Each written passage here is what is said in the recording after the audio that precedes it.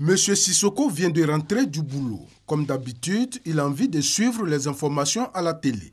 Mais le programme que suivent présentement ses enfants ne lui permet pas d'être au parfum de l'actualité. Moi, c'est la une, je regarde, surtout l'actualité. Le journal de 20h, 23h.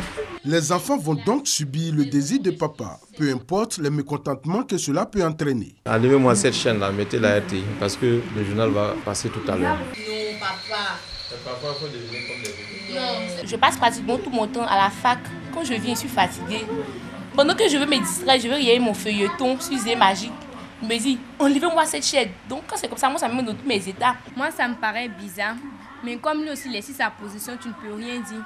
Puisque c'est le père, c'est le papa. Le conflit des programmes télé, tous les foyers le vivent. Les parents et les enfants ne sont pas très souvent sur la même longueur d'onde. Pendant qu'ils veulent suivre des programmes éducatifs ou informatifs, les enfants, eux, préfèrent les dessins animés et autres programmes de jeunesse. Quelquefois même, ils pensent que je suis allé dormir, je reviens, ils ont déjà changé. Et là, je me plains, je dis non, remettez ma chaîne telle que vous l'avez trouvée, le temps pour moi de finir. Et puis vous avez le temps de suivre vos films interminables. Là. Nous avons des aînés qui sont toujours en train de regarder son foot. Si ce n'est pas foot, c'est combat sport. Si ce n'est pas combat sport, il va fouiller tout ce qui est sport. Il y a papa aussi qui vient à 19h30, il y a RTI 2, à 20h, il y a RTI 1, France 24 qui est chaque 30 minutes. Maman vient aussi, on doit regarder télénovelas. Bon, finalement, nous, les petits frères, on n'a vraiment plus le droit à la télécommande. Mais même entre jeunes, le problème demeure. Les garçons plus attachés au programme de sport devront faire face au désir de leurs sœurs qui préfèrent les télénovelas, les chaînes de musique et people. On se bat donc pour avoir la télécommande à sa portée. Je préfère aussi les télétoons, les chaînes de dessins animés.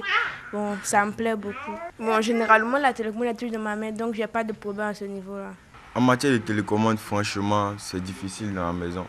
Parce qu'il y a des femmes, voilà, on connaît tous ici, ce qu'elles aiment regarder, c'est télénovelas. Et franchement, quand tu quittes dehors, tu veux regarder un match de foot, voilà, un match de France, franchement, tu ne peux pas. Donc, c'est tout le temps la bagarre ici.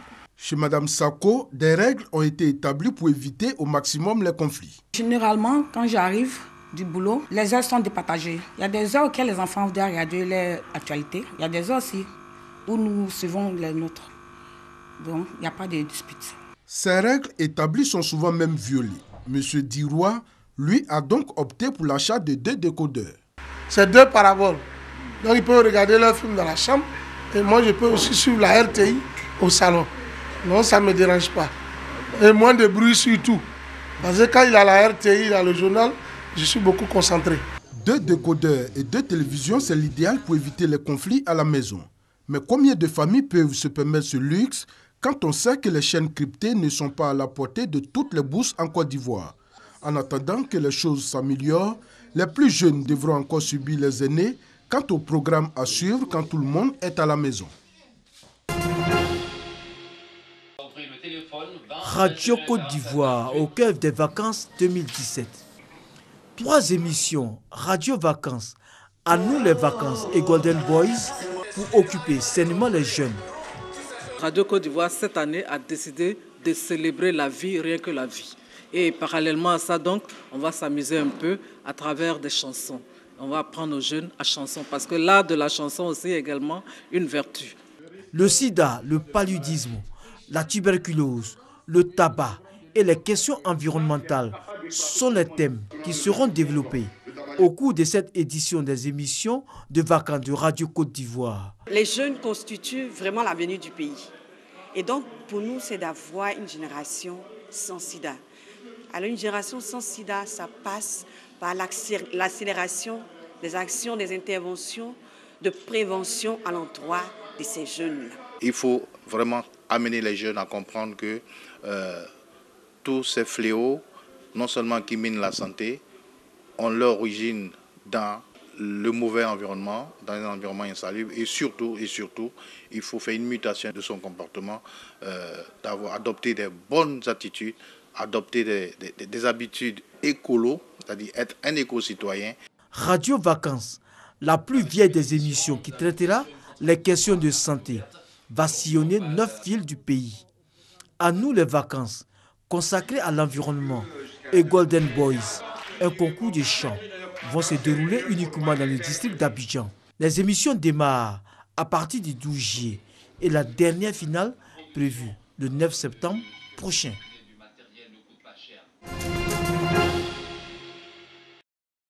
Le jeudi, à Lausanne en Suisse, Talou Marie-Josée a battu le record national du 200 mètres lors de la 8e manche de la Ligue des Diamants. Une autre belle performance pour la sprinteuse ivoirienne. En 22 secondes 16, Talou a terminé deuxième derrière son adversaire farouche, la néerlandaise Daphne Schippers, 22 secondes 10. Ces 22 secondes 16 permettent à Talou de détrôner sa compatriote Muriel Aouré, qui avait fait 22 secondes 24 en 2013 au meeting international de Hercules à Monaco. Sur la même piste, Meïté Ben Youssef a quant à lui établi sa meilleure performance de la saison. Après les 9 secondes 84 du meeting de Stockholm, non homologué pour vent favorable, l'Ivoirien s'est illustré de la plus belle des manières lors de cette 8e manche. 9 secondes 98, un chrono parfait qui positionne le sprinter ivoirien en deuxième position derrière son adversaire, l'Américain Justin Galtin. 9 secondes 96, belle performance des sprinters ivoiriens. C'est un grand jour pour Debra.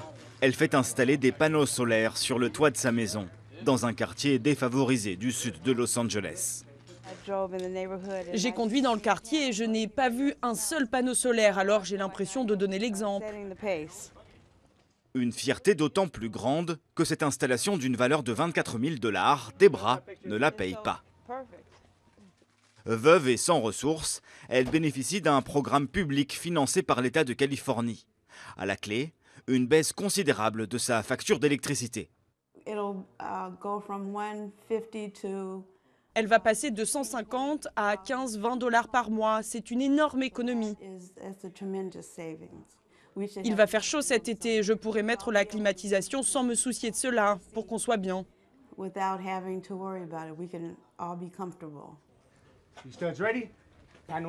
Sur le toit, des apprentis posent les panneaux.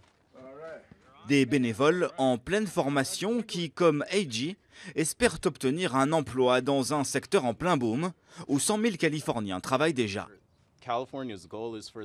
L'objectif de la Californie, c'est d'être l'État le plus économe en énergie en 2045, ou même avant si c'est possible. Voilà pourquoi je veux être de la partie. Depuis le début de ce programme associatif en 2011, plus de 300 apprentis ont trouvé un emploi dans l'industrie de l'énergie solaire. Une fierté, autant qu'une responsabilité. Ici en Californie, en 2017, c'est de notre devoir de faire du mieux possible pour développer les énergies renouvelables, pour tout le monde, que ce soit les gens défavorisés ou les apprentis. J'espère qu'on va réussir à transformer ce pays pour qu'il considère l'énergie verte. Après le retrait des États-Unis de l'accord de Paris sur le climat, la Californie a revu ses objectifs à la hausse et veut que d'ici 2030, la moitié de son électricité provienne d'énergies renouvelables.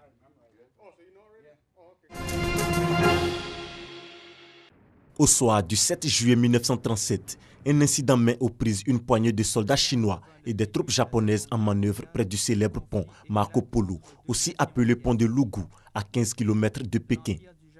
L'armée japonaise qui occupait le nord-est de la Chine depuis 1931 prend prétexte d'une altercation survenue sur le pont Marco Polo à proximité de Pékin et de la disparition de l'un de ses soldats pour investir la ville. Devant la résistance chinoise, ils font venir des renforts. Le 28 juillet, Pékin tombe et les troupes japonaises se lancent à la conquête du reste de la Chine. Quelques 30 millions de Chinois seraient morts au cours de ce conflit qui s'est prolongé jusqu'à la capitulation japonaise en 1945. Un mémorial a été inauguré près du pont Marco Polo en 1987. La guerre sino-japonaise prit fin en 1945 avec la reddition du Japon à la suite de sa défaite dans le cadre de la Seconde Guerre mondiale et fut suivie d'une reprise de la guerre civile chinoise.